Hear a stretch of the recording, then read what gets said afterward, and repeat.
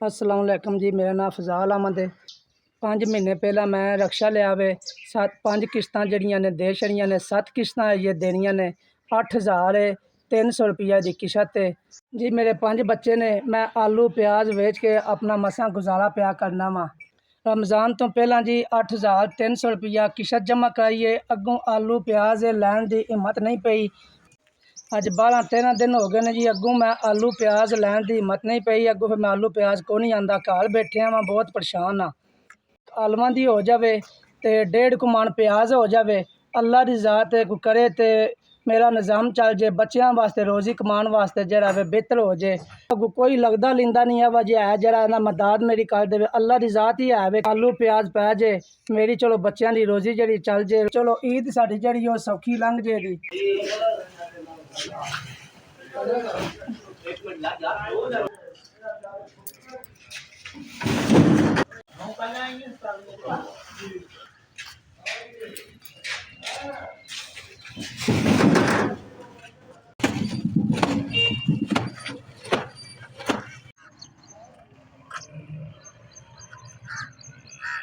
जी बड़ी मेहरबानी है जी। 4 मन आलू आ गया वे। प्याज बहुत महंगा सी, प्याज नहीं लै सकिया। चलो आलू बेच के फिर प्याज लै लांदा तो 10,000 का जी आलू पा लिया वे, प्याज नहीं लै सकिया।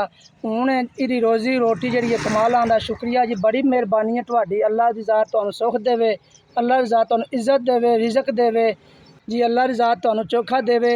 मेरे बच्चे जिन्हें तुहानूं दुआवां देण दे। 4 मन आलू आ गया वे।